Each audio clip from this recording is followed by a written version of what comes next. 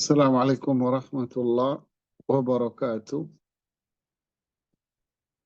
Alhamdulillah, nahmaduhu ta'ala wa nasta'inuhu wa nastaghfiruh.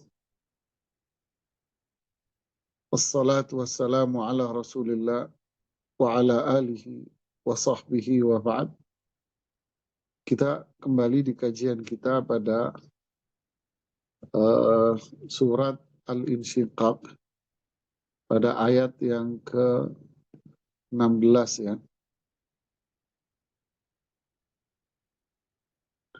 Sampai pada ayat yang ke-16, di mana pada ayat yang lalu, pada ayat-ayat sebelumnya, Allah Subhanahu wa Ta'ala bicara tentang manusia, bahwa setiap manusia pasti dalam kehidupannya ini capek. Apapun capek dia, toh ujung-ujungnya pasti dia akan wafat dan kembali menghadap Allah Subhanahu wa Ta'ala. Nah, di sini capeknya manusia ini akan terbagi menjadi dua. Ada mereka yang capeknya dalam ketaatan, kepatuhan kepada Allah Subhanahu wa Ta'ala. Dia jauh dari maksiat, terutama syirik kepada Allah, sehingga dia mendapatkan catatan amalnya dengan tangan kanan, dan dia dihisab oleh Allah dengan hisab yang ringan. Maka dia dan keluarganya Allah masukkan ke dalam surganya. Kelompok yang kedua adalah mereka yang capeknya dalam kemaksiatan kepada Allah. Bisa jadi dia syirik, bisa jadi dia hidupnya penuh dengan dosa-dosa besar. Maka ketika kematian nanti, dia akan berada dalam kebinasaan, karena hidupnya dia dengan keluarganya memang jauh dari ketaatan kepada Allah. Inilah kelompok manusia yang bakal sengsara, capeknya sia-sia di dunia karena capek maksiatnya. Na'udzubillah. Nah, kelanjutan ayatnya, pada ayat yang 16 ini, Allah Subhanahu wa Ta'ala berfirman, A'udzu billahi minasyaitonir rajim. Fala uqsimu bisyafaq. Fala uqsimu bisyafaq. Ini sama seperti ayat-ayat yang lainnya, bahwa Allah bersumpah dengan syafaq. Apa ini syafaq? Di sini Imam Abdurrahman bin Sa'di menguatkan pendapat bahwa syafaq di sini adalah waktu-waktu malam. Aqsama fi hadzal mawdi' bi ayatil lail. Di sini Allah bersumpah dengan tanda-tanda kebesarannya, yaitu ketika malam tiba. Fa'aqsama bisyafaq alladhi huwa baqiyatu nuri syams. Allah bersumpah dengan syafaq. Syafaq itu artinya cahaya yang tersisa dari matahari. Itu merupakan pembuka dari malam hari. Maksudnya, syafaq di sini adalah cahaya merah yang mengiringi tenggelamnya matahari. Jadi ketika matahari itu terbenam menjelang maghrib, itu muncul cahaya merah. Ya, mungkin kalau kita di kota-kota besar, sudah nyaris nggak pernah kelihatan lagi ini cahaya merah.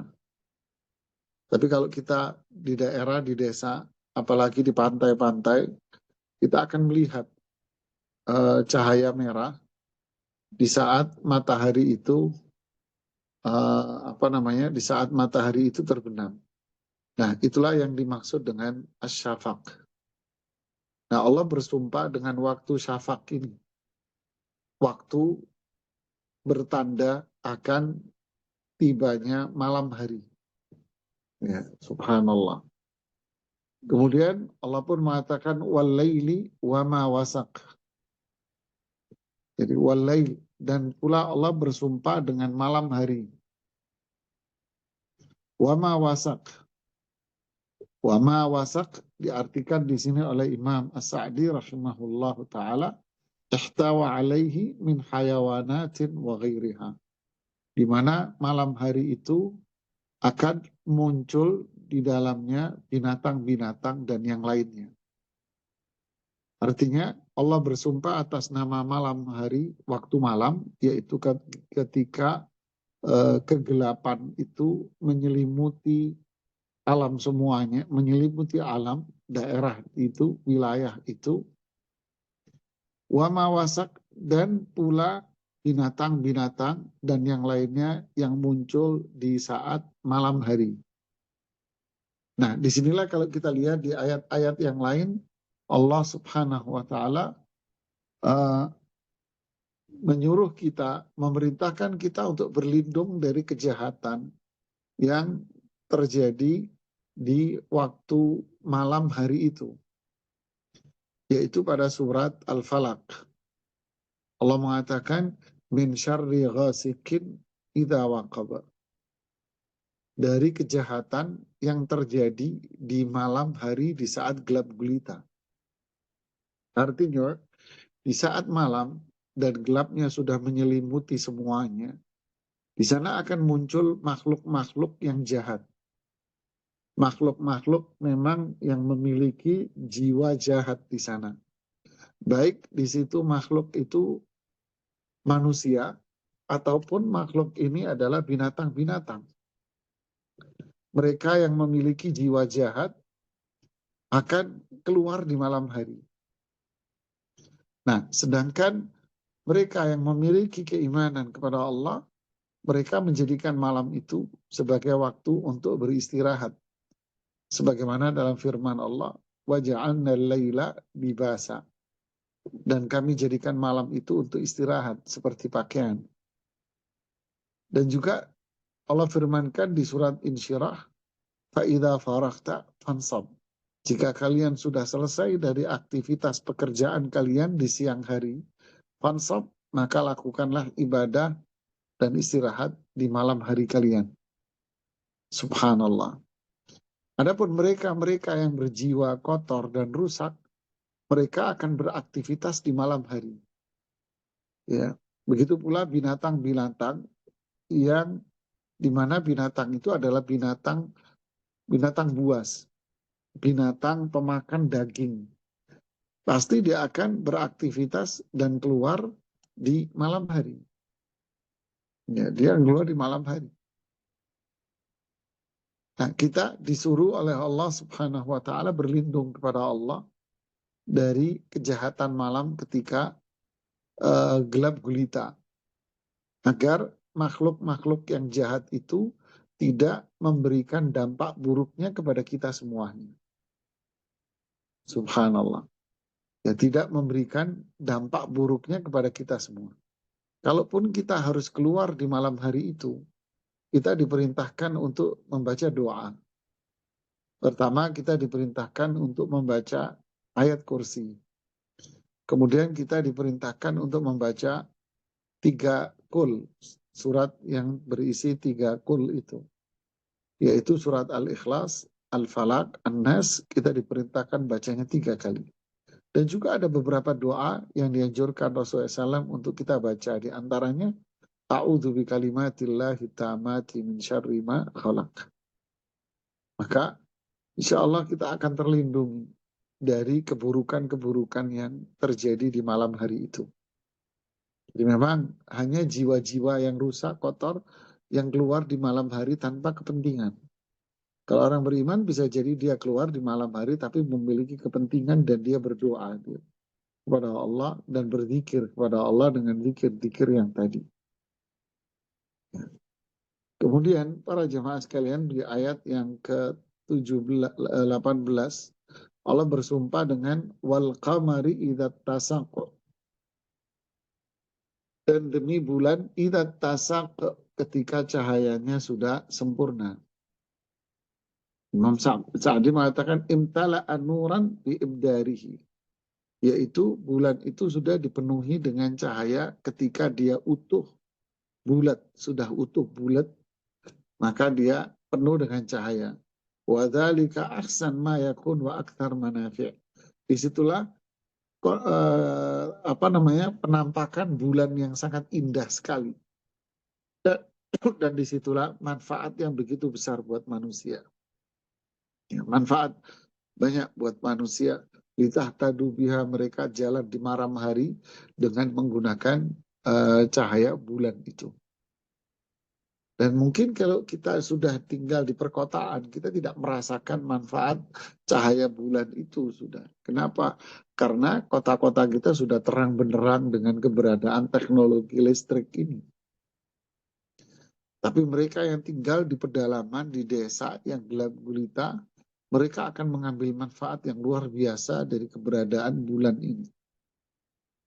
Dan saya sendiri pernah merasakan itu ketika pernah ke dakwah ke satu pedalaman di daerah Kalimantan Barat, dan di sana saya harus menyeberangi sebuah sungai. Kalau di Kalimantan Barat itu kan, Kalimantan pada umumnya sungainya itu kan kayak laut gitu ya, besar banget ya. Sungainya itu lebar besar sekali. Dan kita melewati sungai itu. Melewatinya sore, perjalanan 2 jam dengan speedboat, dan masuk waktu malam gelap gulita. Disitulah kita merasakan benar-benar bulan itu menjadi penerang buat kita semuanya. Subhanallah. Nah, ini tanda-tanda kekuasaan Allah Subhanahu wa Ta'ala di malam hari. Makanya beliau mengatakan di awal tadi, ini adalah tanda-tanda kebesaran Allah di malam hari. Jadi ketika malam itu mulai masuk, ada tandanya muncul cahaya merah. Makanya Rasulullah SAW mengatakan ketika cahaya merah itu muncul, berarti waktu maghrib tiba. Kan gitu. Dan ketika sudah gelap semua, berarti cahaya waktu Isya itu sudah mulai tiba. Gitu. Nah, ketika malam itu sudah mulai gelap gulita, maka akan muncul binatang-binatang yang berbisa, binatang-binatang yang buas, dan manusia-manusia yang jahat. Nah, disitulah kita disuruh istirahat di rumah. Kalau toh pun kita harus keluar, kita diperintahkan untuk membaca zikir-zikir yang telah disyariatkan oleh Allah dan Rasul-Nya kepada kita semuanya. Dan muncul pula di sana kebesaran tanda kekuasaan Allah kembali bulan. Mulai dari bulan itu kecil, bertanda masuknya awal bulan. Kemudian sampai membesar utuh, sehingga melahirkan cahaya yang bermanfaat buat masyarakat. Lalu Allah mengatakan pada ayat yang ke-19, la tarkabunna tabaqan an tabaq. Ini jawaban atas sumpah yang di atas. Allah bersumpah dengan syafaq, waktu syafaq, kemudian Allah bersumpah dengan malam, dengan binatang-binatang dan lainnya yang keluar, kemudian Allah bersumpah dengan bulan. Lalu jawaban dari sumpah-sumpah ini adalah la tarkabunna, demi ini, demi ini, demi ini, sungguh. Nah, ini namanya jawaban. Kalau enggak, kalimatnya enggak sempurna. Ya, sungguh demi waktu syafaq, demi malam dan segala yang keluar di malam hari, demi bulan ya, dengan cahayanya yang bersinar. Kalau berhenti di sini, kalimatnya nggak sempurna. Pasti ada penyempurna kalimat yang merupakan itu jawaban dari sumpah. Istilahnya begitu dalam bahasa Arab. Apa itu? Demi ini, demi ini, demi ini, sungguh kalian. Kayak ucapan kita kalau ada orang sumpah, demi Allah, terus mau ngapain? Nah, kan mesti ada jawabannya. Saya akan demikian. Nah ini. Jadi ayat yang ke-19 ini adalah jawaban, kelanjutan, penyempurna dari sumpah-sumpah itu. Latar kabunna tabaqan an tabaq. Latar kabunna, sungguh manusia, wahai manusia, kalian akan melewati, melalui, menjalani tabaqan an tabaq, ay atwaran muta'addidah wa ahwalan mutabayinah. Kalian wahai manusia pasti akan melalui dalam kehidupan kalian itu apa? Atwar, tahapan-tahapan yang sangat banyak sekali dan beraneka ragam. Dan itu berbeda-beda tahapan-tahapan ini. Jadi sungguh kalian akan menjalani dalam kehidupanmu tahapan-tahapan yang beraneka ragam dan macam-macam, dan itu berbeda-beda antara satu dengan yang lainnya. Subhanallah. Dan itulah memang kehidupan manusia. Ya.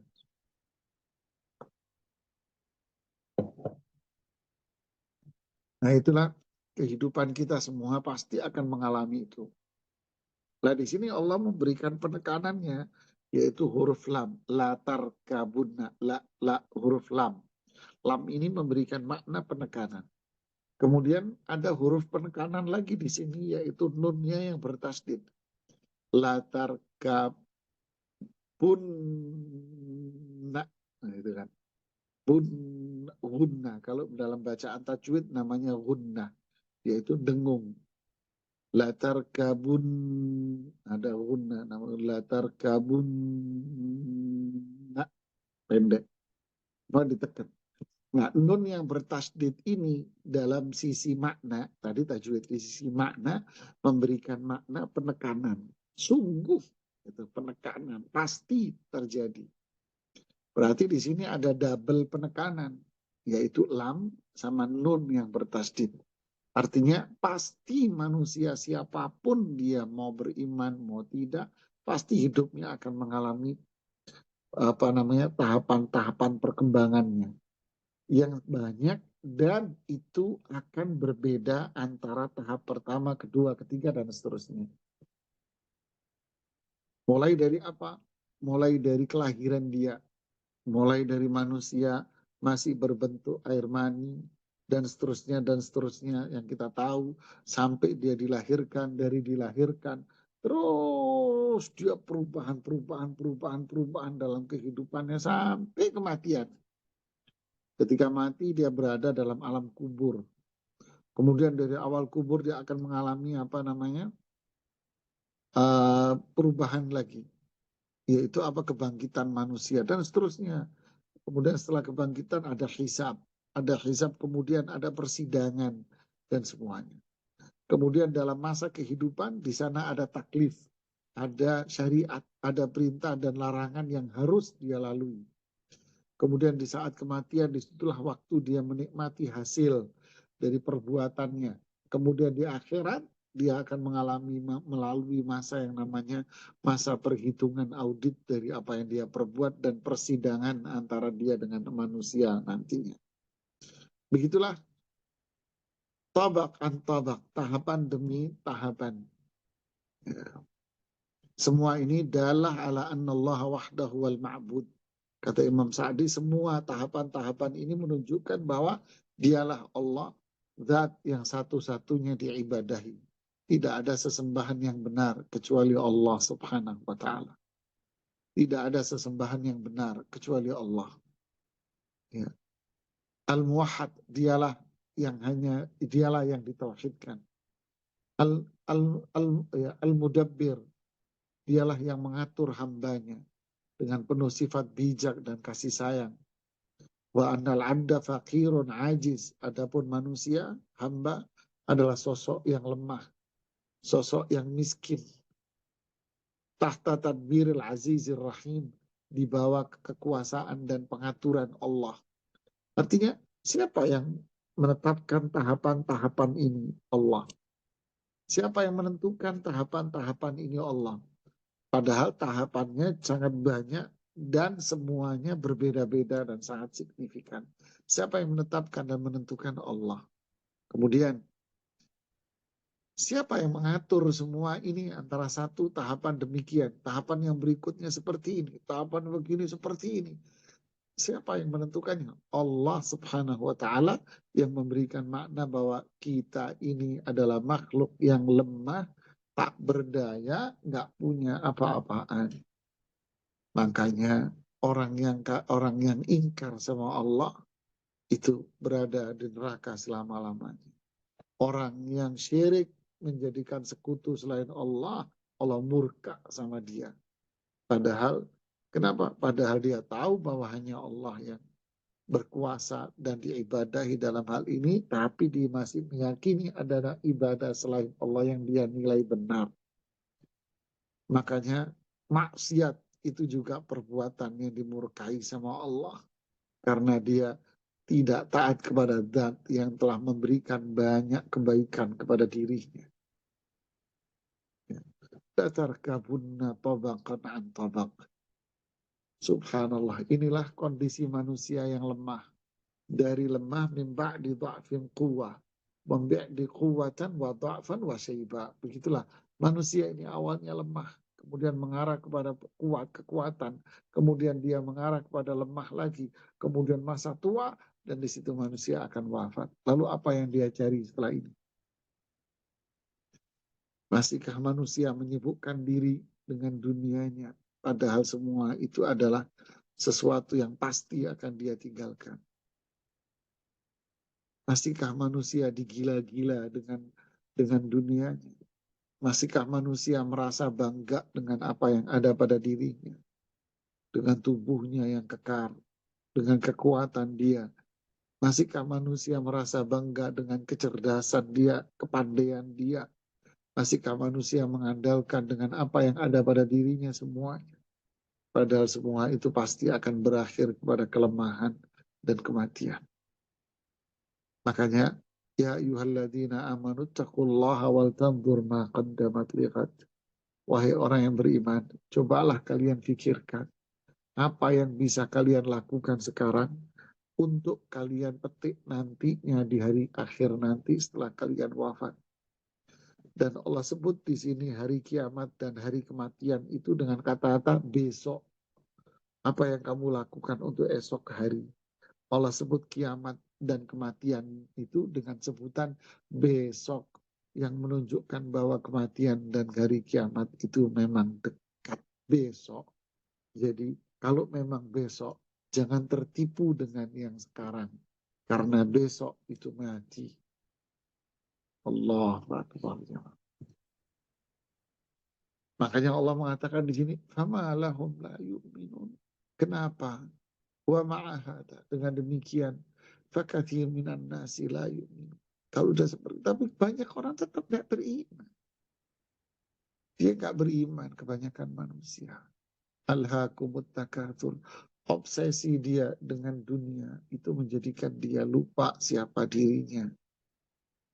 Lupa dirinya sudah. Dunia yang melupakan dia. Summun, bukmun, umyun fahum la yarji'un. Ini orang-orang akhirnya jadi tuli, jadi buta, jadi bisu dari kebenaran. فَإِنَّهَا لَا تَعْمَلْ أَبْصَارُ وَلَكِنْ تَعْمَلْ قُلُوبُ الَّتِي فِي الصُّدُورِ. Yang buta sebetulnya bukan matanya, tapi yang buta dalam hal ini adalah hati yang ada di dadanya dia. Inilah kesesatan. Makanya hidayah itu mahal, saudaraku sekalian. Ya, hidayah itu harus diperoleh dengan usaha, ada mujahadah, ada dengan kesungguhan. Itu disebut dengan nama jihad. Ya, dengan kesungguhan yang luar biasa. Harus dengan kesungguhan. Walladzina jahadu fina lanahdiyannahum subulana. Sungguh orang yang berjihad, bersungguh-sungguh di jalanku, pasti kata Allah, kami akan lanahdiyannahum. Kami akan kasih hidayah. Jadi hidayah itu tidak diperoleh dengan duduk manis, tidak diperoleh dengan maksiat, tidak diperoleh dengan melanggar, tidak diperoleh dengan sibuk dengan mencari harta, tidak. Tapi hidayah itu diperoleh dengan kesungguhan untuk belajar, kesungguhan untuk mengamalkannya. Disitulah hidayah, iman, ketaatan akan bisa diperoleh. Inilah hamba yang bersyukur. Inilah hamba yang mulia. Inilah hamba yang bahagia dunia dan akhirat. Semoga kita menjadi bagian dari mereka dan orang-orang yang seperti ini. Lalu pada ayat 21, nah inilah yang disebut dengan nama ayat sajdah. Wa idza quri'a 'alaihimul Qur'anu la yasjudun. Terjemahannya, ketika Al-Quran itu dibacakan kepada mereka, mereka tidak sujud. Nah, ayat ini disebut dengan nama ayat apa? Sajdah. Artinya apa? Artinya kalau kita membaca ayat ini, kalau kita kan dalam konteks mempelajarinya, ya, kalau kita mendengarkan ayat ini, atau kita sendiri yang baca, atau kita mendengar orang baca, maka disunnahkan kita untuk sujud. Berapa kali Ustaz? Ya sekali doang. Kita disunnahkan untuk sujud, langsung sujud, sujud sahwi. Ya, kalau dalam sholat sama. Kalau dalam sholat umpama imamnya baca surat ini, wa idza quri'a 'alaihimul qur'anu la yasjudun. Maka imamnya langsung sujud. Allahu Akbar, sujud, langsung sujud. Habis sujud dia bangkit, kemudian melanjutkan lagi bacaan Al-Quran. Makmumnya yang ngikutlah. Kan innama ju'ilal imamu liyutamma bih. Kata Rasulullah SAW, imam itu ditunjuk, diangkat untuk diikuti. Ya, jadi semuanya sujud sahwi, sujud tilawah namanya, kok sujud sahwi, sujud tilawah namanya. Begitu pula kalau kita baca di rumah sendiri melewati ini yang gambarnya, gambar kayak gambar masjid gitu, Kubah. Nah, kita pun melewati ini, maka kita taruh mushaf kita, kemudian kita sujud. Ya. Hukumnya apa ini Ustaz sujudnya? Hukumnya sunnah, kita dianjurkan. Kalau saya nggak sujud, ya nggak apa-apa sih. Cuman kan nggak dapat pahala lagi. Gitu. Nah, ada pun dari sisi makna wa idza quri'a, ketika dibacakan alaihim kepada mereka Al-Qur'an, Quran, la yasjudun, mereka tidak sujud. Apa maknanya? Apakah maknanya hanya sekedar sujud seperti yang saya jelaskan tadi? Cukup, sedangkan dia tidak mengamalkannya. Sedangkan dia tidak mengamalkannya. Cukup dia sujud tak. Imam Sa'di mengatakan, "Ay la yakhda'una lil Qur'an, wala yanqaduna, wala yanqadun li awamirihi wa nawahi." Ternyata yang dimaksud sujud ini memang pertama maknanya adalah disuruh sujud, disuruh dianjurkan untuk sujud. Yang kedua, makna sujud di sini adalah kepatuhan, ketaatan terhadap perintah dan larangan. Sehingga beliau mengatakan layak da'un lil Quran. Mereka tidak ada kepatuhan terhadap Al-Quran. Walayan kadun, mereka tidak mentaati perintahnya dan larangannya. Oh, ternyata bukan sekedar baca. Iya, ternyata di balik membaca itu ada lagi yang jauh lebih penting, yaitu apa? Kepatuhan dan ketaatan. Jadi baca Quran pahalanya besar. Kemudian yang kedua yang dibutuhkan pula adalah ketaatan dan melaksanakan perintah dan larangannya atau melaksanakan petunjuk Al-Quran. Ini yang lebih penting. Makanya rubba qari'il Quran wal Quranu yal'anu. Berapa banyak orang baca Quran tapi Quran melaknatnya. Kenapa bisa jadi dia baca tajwidnya bagus, suaranya bagus, tetapi dia menyia-nyiakan. Apalagi sekarang banyak menjadikan Al-Quran itu seperti nyanyian. Oh, meliuk-meliuk itu. Oh, Allah, teriak-teriak satu podium semuanya. Dijadikan lomba-lomba internasional. Ya kan banyak di mana itu di Indonesia kita, ini negeri kita juga banyak gitu ya. Bikin suara melekuk-lekuk, meliung-liung dengan beragam lagu katanya. Pakai lagu Nahawun lah, pakai lagu ini, lagu ini. Kemudian lomba internasional di Malaysia juga ada. Ya, Turki, Iran lagi. Padahal nggak seperti itu kan. Bukan cukup kita diperintahkan untuk membaca dengan suara yang indah, ya kalau punya suara indah, kalau enggak ya sudah membaca dengan tajwid, dengan makhraj hurufnya sudah cukup. Ada yang jauh lebih penting dari itu, apa? Mengamalkan Al-Quran. Ya, mengamalkan Al-Quran, tunduk dengan perintah-perintahnya dan larangannya. Inilah petunjuk Al-Quran yang wajib untuk diamalkan. Makanya ciri mereka yang tidak beriman, ya hidupnya jauh dari Al-Quran. Makanya ketika Aisyah ditanya setelah turunnya surat Ma'arij itu wa innaka la'ala khuluqin azim. Surat Al-Qalam, maaf. Wa innaka la'ala khuluqin azim. Sungguh Rasulullah SAW itu berada di akhlak yang mulia. Banyak sahabat berdatangan menemui Aisyah radhiyallahu anha mengatakan seperti apa akhlak Rasulullah SAW. Aisyah menjawab, Al-Quran semuanya itu ada dalam perbuatan beliau sehari-hari. Allah kana khuluquhul Quran, akhlaknya, perilaku, perbuatan, karakter beliau, sifat-sifat beliau, semuanya itu adalah apa? Gambaran nyata real dari isi Al-Quran. Jadi kalau pengen tahu gambaran nyata dari Al-Quran, lihatlah kehidupan Rasulullah Sallallahu Alaihi Wasallam. Sisi apanya? Sisi akidah. Bagaimana keimanan beliau? Bagaimana tauhid beliau?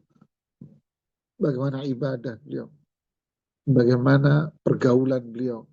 Baik jual beli beliau, bagaimana bergaulan dengan sesama interaksi, bagaimana beliau dengan keluarga, bagaimana dengan anak kecil, bagaimana dengan musuh, bagaimana dengan kawan, dan seterusnya. Semua yang ada di dalam Al-Quran itu terekam dan tergambar dengan nyata dalam kehidupan Rasulullah SAW. Makanya orang-orang liberal, orang-orang barat nggak mau mengajarkan pelajaran itu karena dianggap ini melahirkan orang-orang yang ekstrim. Na'udzubillah.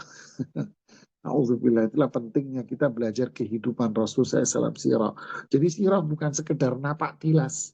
Oh sebelum kelahiran di sini, oh, habis lahir di sini, habis nanti setelah lahir begini. Enggak, bukan sekedar napak tilas. Ini ringkasan, sangat ringkas. Tapi yang lebih dari itu adalah apa? Gambaran nyata, real dari Quran dan penjelasannya di situ. Allahu Akbar.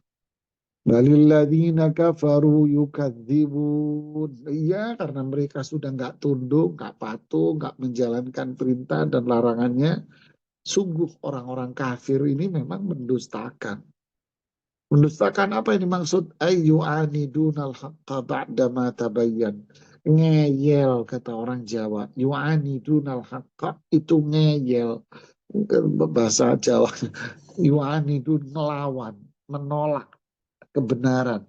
Padahal sudah jelas terang benderang seperti matahari, seperti bulan, sudah terang benderang sudah. Tapi ditolak. Ini loh perintah Allah, ini loh larangannya, ini petunjuk Allah dan Rasulnya ditolak. Fala yastaghrib adamu imanihim wa adamun qiyadihim lil Quran. Jadi nggak aneh kalau mereka itu nggak beriman dan nggak aneh kalau mereka itu nggak patuh. Kenapa? Tukang ngeyel kok, tukang nolak, tukang bantah. Quran nggak masuk di akal. Itu nggak logis. Sepertinya itu hanya pandangan Anda belaka. Enggak, itu harus kita rekonstruksi ulang. Tidak sejalan dengan budaya. Nggak mungkin Quran. Quran harus disesuaikan maknanya dengan budaya. Bla bla bla bla bla. Inilah tukang ngeyel. Fa'innal mukadzib bil haqqi dan orang yang mendustakan kebenaran inilah orang yang keras kepala alias sombong.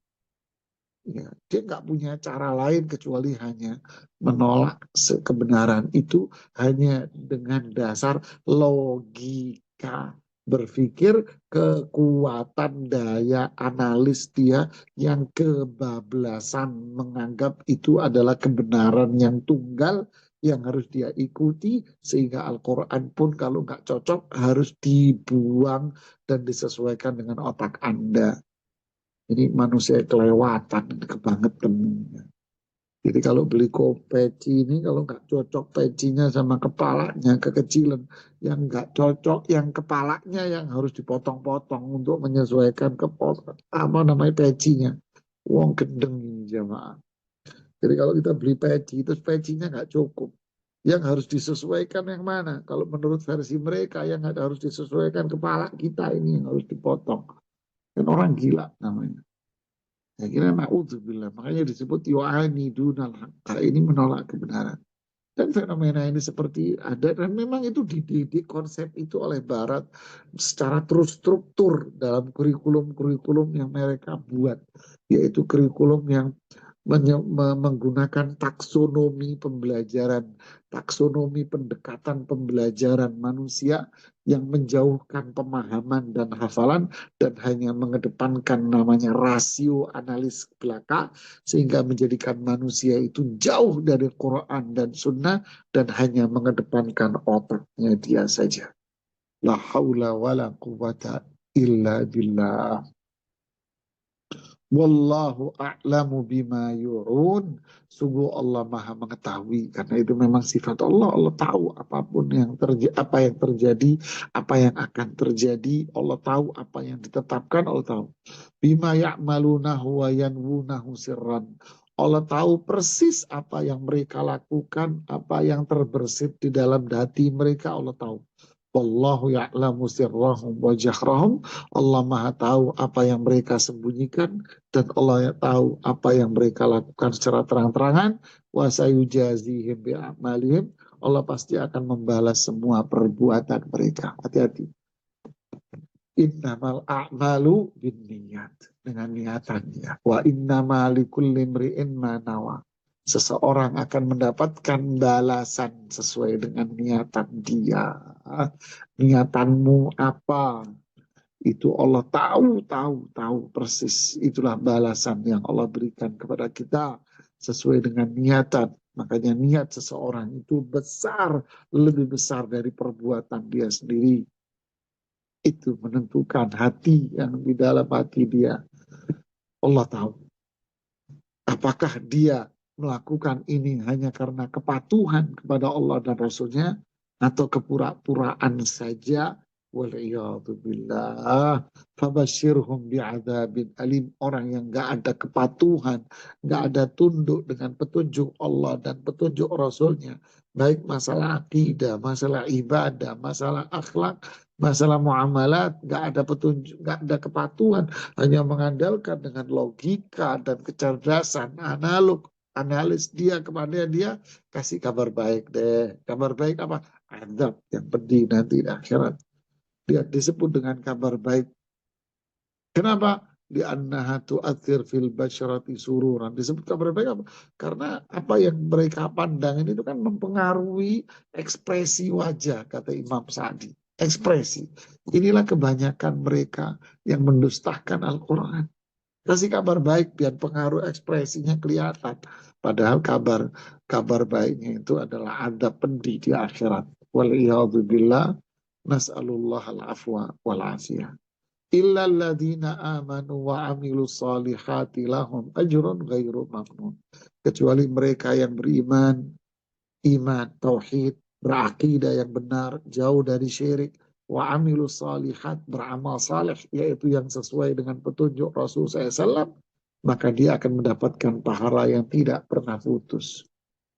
Kok bisa? Iya, bisa juga amal yang dia lakukan. Kan inqata, ya terputus setelah wafat. Ya, bisa juga amalan yang dia lakukan ini nggak putus bentuknya. Apa itu? Dia bisa ngajakin anaknya, ngajak istrinya untuk beramal soleh. Dia wafat dilanjutin. Dia ngerintis kajian, dia ngajak temennya untuk ngaji dan sebagainya. Maka amalnya dia tidak akan putus.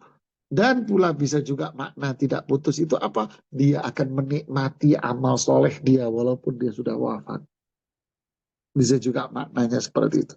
Dia wafat, dia akan menikmati amal solehnya. Kan nggak putus berarti nggak berhenti.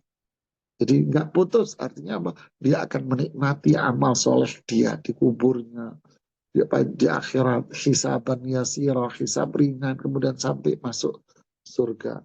Wallahu ta'ala a'lam bisawab. Ini akhir dari tafsir surat Al-Insyiqaq. Silakan kalau ada yang mau bertanya.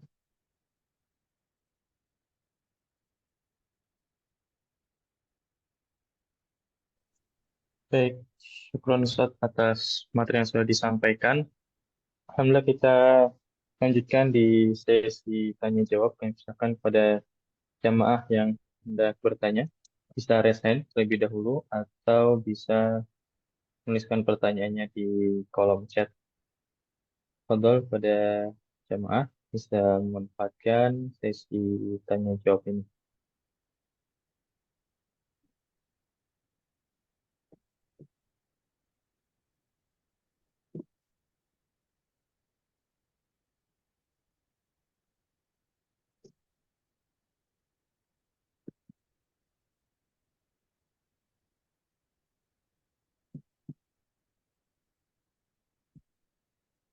Nggak ada yang nanya, Alhamdulillah. Nah, Nah, baik, eh, ada yang bertanya, nggih? Tidak ada pertanyaan masuk juga ke ini sih. Oh, alhamdulillah ada yang raise hand. Kami persilahkan kepada Bapak Tirmizi bisa bertanya kepada Ustadz. Baik, terima kasih Ustadz Sofi. Assalamualaikum warahmatullahi wabarakatuh, Pak Ustadz. Waalaikumsalam warahmatullahi wabarakatuh. Silakan, Pak. Pak Ustadz, ini pertanyaan dari istri saya sebenarnya. Jadi, kadarullah kemarin waktu kami umroh, itu em, di samping istri ada apa namanya? Maaf, waktu itu kejadian begini Pak Ustadz, itu di saat salat salat Isya ya. Salat Isya dan Taraweh. Nah, kebetulan yang begini, apa itu kan sholatnya di hotel, di musalah hotel gitu, yang nyambung ke Masjidil Haram apa relay suara imamnya. Jadi ada jamaah lain di dekat dengan istri ini, di samping pada saat imam membaca apa namanya ayat. eh, nah, si jamaah ini memegang HP, mungkin kebetulan dia mungkin tahu itu surat yang mana yang dibaca oleh imam. Dia itu memegang HP untuk juga ikut membaca seperti itu, Pak Ustadz. Nah, ini bagaimana hukumnya, apa namanya? Seseorang itu mengikuti bacaan imam tapi dengan memegang HP atau memegang mushaf seperti itu. Apakah boleh atau bagaimana Pak Ustadz? Tapi sebenarnya itu mengganggu jemaah yang lain seperti itu sebenarnya karena suaranya agak keras. Ya, mungkin Ya, itu yang terima kami kasih, Pak. mengetahui. Jazakallah khairan nanti atas jawaban Pak Ustadz Nizar. Assalamualaikum warahmatullahi wabarakatuh. Waalaikumsalam warahmatullahi wabarakatuh. Ya, Pak, terima kasih pertanyaannya bagus banget, Pak. Tentu yang dia lakukan oleh si Fulan itu adalah perbuatan yang sia-sia, Pak. Dia perbuatan yang sia-sia yang tidak ada manfaat buat dia. Dan tidak ada manfaat juga buat imam. Berarti dia melakukan perbuatan yang sia-sia karena cukup bagi makmum itu mendengarkan saja. Ya, cukup bagi makmum mendengarkan bacaan imam tadi itu. Dia bisa meresapi kandungan makna dari yang dibaca oleh imam dari bacaannya saja. Dia bisa meresapi bacaannya, suaranya, dia bisa menikmati di situ. Sehingga dia tanpa perlu melakukan itu. Artinya dia melakukan perbuatan yang sia-sia di dalam sholat dan itu tentu berbahaya pada kehusuan sholatnya dia sendiri. Artinya simpelnya secara hukum dia tidak boleh melakukan perbuatan itu. Ya, dia tidak boleh. Kenapa? Alasan nggak bolehnya karena sia-sia tadi itu. Dan dia berdampak buruk nanti pada sholatnya dan pada kekhusyuan dari sholatnya. Wallahu a'lam. Jazakallah khairan Pak Ustadz. Ya, sama-sama, Pak. Oke, syukur Ustadz atas jawabannya. Kami persilakan kepada jemaah lain yang hendak bertanya. Bisa raise hand jika mau bertanya secara langsung.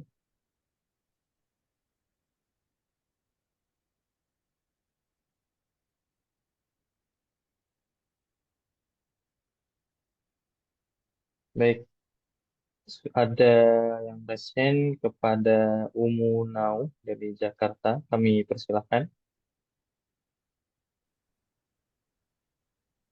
Assalamualaikum warahmatullahi wabarakatuh. Selamat Selamat malam Pak Ustadz. Waalaikumsalam warahmatullahi wabarakatuh. Semoga Pak Ustadz dan keluarga dalam perlindungan dan penjagaan Allah Ta'ala dan kita semuanya juga. Amin. Allahumma amin. Amin Allahumma amin. Iya, jadi Pak Ustadz mengenai umroh Pak Ustadz, Ya. ada yang menawarkan umroh dengan cicilan dari BSI ya, Bank Syariah. Nah, kemudian itu tanpa yang dijelaskan itu tanpa riba, kan jadi flat gitu Pak Ustadz. Jadi misalnya harga 30 ya 30 gitu kan. Nah, jadi minimal orangnya itu harus jalan harus 2 orang minimalnya, karena satu bayar cash, satunya lagi boleh cicil selama 6 bulan dengan ketentuan berlaku. Ketentuan berlaku ini artinya akan di persyaratannya itu kalau misalnya apa namanya seperti usahanya, terus pekerjaannya seperti itu Pak Ustadz. Nah, itu apakah boleh Pak Ustadz ikut umroh dengan cicilan? Artinya cicilannya itu terjadi dilakukan setelah keberangkatan kan Ibu? Betul. Ya, Bu, itu riba Bu. Bu, riba, Allah. nyata riba itu Bu. Allah. Ya, namanya sales yang ngomong, flat. Itu skemanya, saya pemilik travel. Lalu paket saya itu dibayarin sama bank. Mama, saya punya paket umroh 30 juta. Saya ajak bank untuk join dengan saya. Bank mau menerima join sama saya. Tentu bukan travel saya saja, banyak travel. Gitu kan, oke lah. Saya jual paket 30. Nah, bank nggak punya paket itu. Nggak boleh melakukan jasa jual beli langsung, kan tidak boleh, dilarang itu kan bank. Akhirnya paket saya 30 juta dibeli sama bank. Diambil. Dijual ke Anda pemakai berapa? 40 juta. Umpamanya. Nanti dibayar cicil ke Anda. Deh, Anda oke, pemberangkatan kapan? Bulan ini berangkat, dibayar sama bank. Deh. Terus setelah itu Anda suruh bayar. Berarti status Anda dengan bank apa statusnya? Akadnya apa? Berarti akad Anda dengan bank itu adalah akad utang. Jadi seolah-olah bank ngutangin Anda biaya umroh dengan travel saya 30 juta diutangi sama bank. Karena bank tidak boleh melakukan transaksi jual beli. Tidak boleh. Dan tidak boleh melakukan keagenan apapun, bank dilarang keras. Insya Allah. Ya, bank cuman pembiayaan tok. Nah, bank bayarin Anda ke saya sebagai travel 30 juta. Oke, lalu apa? Anda bayar ke bank ditambahi 10 juta 40. Akad Anda sama bank apa? Utang, Bu, utang. Bank ngutangin Anda 30 juta ditambahin 10 juta sebagai keuntungan dia. Berarti apa? Rentenir, Bu. Walaupun dia ngomong flat, kita anggap flat. Tapi itu utang yang ditambahin sama dia. Terus yang kedua, nggak mungkin Anda nggak ada denda keterlambatan, nggak ada. Tapi sama dia diganti namanya sama dengan nama uang administrasi.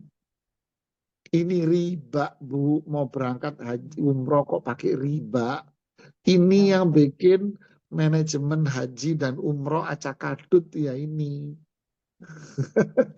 Banyaknya orang-orang yang transaksi riba-riba mau berangkat haji. Padahal kan syaratnya haji umroh itu apa? Istitoah, kemampuan. Ya nggak punya duit ya berarti kan nggak mampu. Udah selesai, tenang aja kan. Wallahu a'lam. Hati-hati, Bu, hati-hati dengan sales-sales begini ngerayu-ngerayunya. Ya, Bu, sama-sama.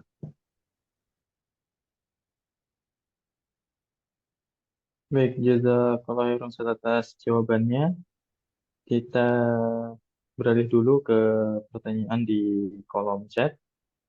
Assalamualaikum Ustadz, semoga Ustadz dan jamaah senantiasa dirahmati Allah. Sebelumnya jazakallah khairan Ustadz atas ilmunya. Pertanyaan saya relate dengan pertanyaan Bapak sebelumnya. Jika kami menyimak imam dalam sholat raweh dengan membaca artinya di dalam hati, bagaimana ya Ustadz hukumnya? Jazakallah khairan. Jadi saya juga bakal nanya gimana caranya anak baca arti dalam hati. Itu namanya bukan membaca arti, Mas, tapi meresapi bacaan. Itulah yang disebut dengan nama tadabbur. Jadi imam baca, kita mendengarkan, meresapi dalam hati karena saya mengerti kandungannya. Kita meresapi, itu namanya tadabbur yang menjadikan sholat kita semakin khusyuk. Yang jadi masalah itu adalah kalau saya ini imam, ya, kemudian imam sholat, kemudian saya sambil sambil buka sambil gini, apalagi mulutnya ngikutin imam. Nah ini yang jadi masalah.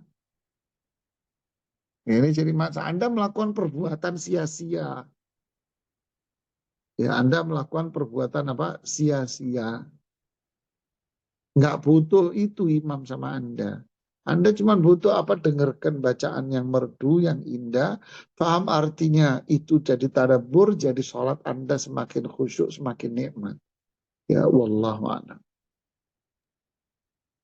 Baik, syukur Ustadz atas jawabannya. Kita beralih kembali ke penanya yang sudah resen. Kami persilahkan kembali kepada Bapak Tirmizi. Tanya kepada Ustadz.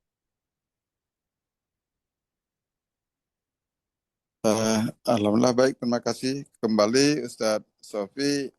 Pak Ustadz, mohon maaf Ya, nanya lagi pula nih, langsung saya yang nanya Pak Ustadz, mohon diizinkan Pak Ustadz. silakan. Assalamualaikum warahmatullahi wabarakatuh. Izin Waalaikumsalam bertanya Pak warahmatullahi. Ustadz. Iya, Bu. Iya, izin bertanya. Jadi beberapa waktu yang lalu saya ada menemukan salah satu tulisan yang tidak ada sumber dalilnya gitu. Tapi pertanyaan tulisannya itu bagus menurut saya. Lalu saya screenshot, saya simpan di galeri. Jadi pertanyaannya begini, suatu ketika malaikat bertanya kepada Allah Subhanahu wa taala. Lalu Allah menjawab, pertanyaannya dulu, "Ya Allah, apa aku harus mencatat ibadah hamba-Mu ini?" Karena tadinya malaikat bertanya, apa yang harus aku lakukan? Allah memerintahkan malaikat untuk mencatat amal dari sholat hambanya. Lalu malaikat menjawab, "Ya Allah, apa aku harus mencatat ibadah hamba-Mu ini? Sedangkan ia beribadah tapi hati dan pikirannya tidak. Lalu ia hanya mengingat-Mu di kala sedih. Setelah bahagia engkau kembali dilupakan." Itu malaikat, pernyataan dari malaikat. Lalu Allah menjawab, "Tidaklah engkau melihat, wahai malaikat, hambaku ini tidak punya siapapun selain aku. Dan tidakkah engkau melihat betapa sulitnya ia berperang dengan pikirannya, hanya ingin mengingatku. Aku tahu dia terpaksa, tapi aku tetap mencintainya karena dia sudah berusaha mengingatku." Itu jawaban dari Allah. Lalu kalau boleh pertanyaan satu lagi Pak Ustadz. Jadi ini kan sedang viral-viralnya ini Aceh, ada 4 pulau di Aceh yang diambil sepihak oleh pemerintah. Nah, ini kebetulan kami asli dari Aceh. Jadi misalnya ini ada semacam demonstrasi masyarakat Aceh katakanlah ke depan kantor Departemen Dalam Negeri. Apakah kita selaku umat Muslim boleh mengikuti kegiatan tersebut? Begitu saja Pak Ustadz. Assalamualaikum warahmatullahi wabarakatuh. Waalaikumsalam warahmatullahi wabarakatuh. Terima kasih Ibu pertanyaannya. Pertama, tulisan yang tadi itu hanya pinter-pinteran nulis aja Ibu, kayak cerita novel. Kayak cerita novel Ibu.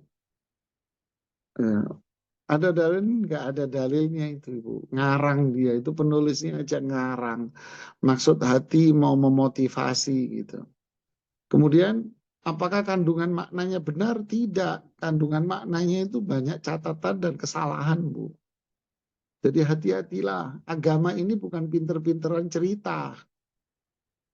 Agama bukan didasarkan oleh mereka yang pandai menulis seperti menulis novel. Tidak. Agama ini pakai dalil. Ada Quran, ada hadits, ada para ulama kita. Apalagi bicara dengan perkara yang gaib, yang manusia tidak akan bisa mencerna. Kok malah nulis dengan tulisan seperti dia membuat sebuah novel begitu. Percakapan yang dibuat-buat. Na'udzubillah.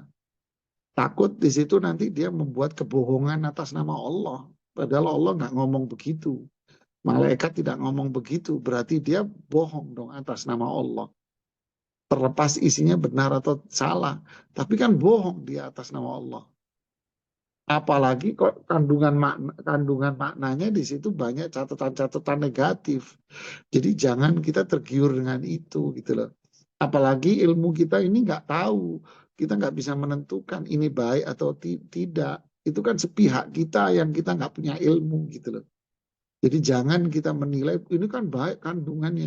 Dari mana Anda mengatakan itu baik sedangkan saya nggak punya ilmunya? Berarti kan pijakannya hanya hawa nafsu saja. Itu berbahaya Ibu, hati-hati, hati-hati. Jadi sebelum kita nge-share atau apa, tanyakan dulu kepada ustadz kita, benar nggak ini kalimat ini, baik sisi referensinya, pijakannya, sumbernya maupun kandungannya. Ya, kemudian masalah yang kedua, menurut saya pribadi ya, menyampaikan aspirasi itu apakah harus turun ke jalan? Ya kan? Bisa jadi tokoh-tokoh masyarakat Aceh, kumpulan dari tokoh-tokoh masyarakat Aceh menemui DPRD setempat, ya menemui DPR tingkat 2 setempat untuk apa? Untuk berdiskusi dengan mereka di kantor DPR. Karena memang DPR itu kan untuk menerima aspirasi masyarakat. Ya silakan warga Aceh, tokoh-tokohnya, semuanya untuk menyampaikan semua aspirasinya di gedung DPRD. Menyampaikan aspirasinya kepada gubernur. Nanti mereka dengan menyuarakan suara tokoh-tokoh masyarakat, baik tertulis ataupun pakai suara, semua kesepakatan dan sebagainya.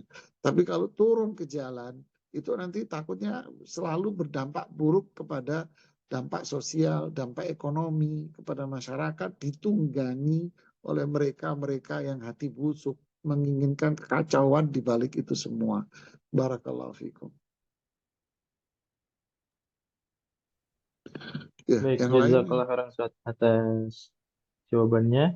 Kita ada pertanyaan yang masuk langsung pada MC, izin kami bacakan.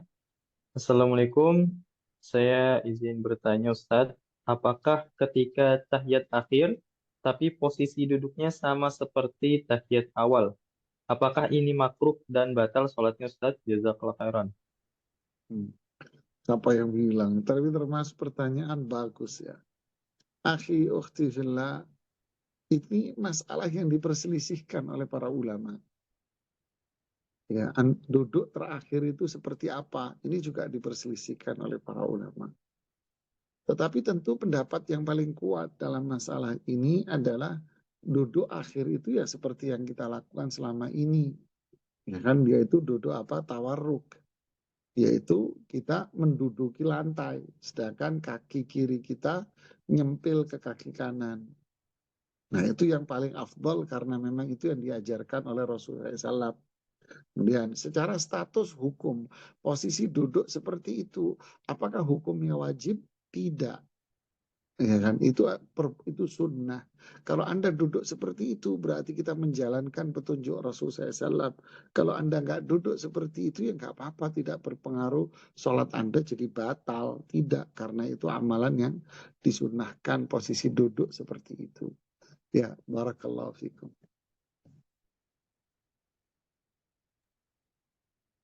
Syukur Ustadz atas jawabannya.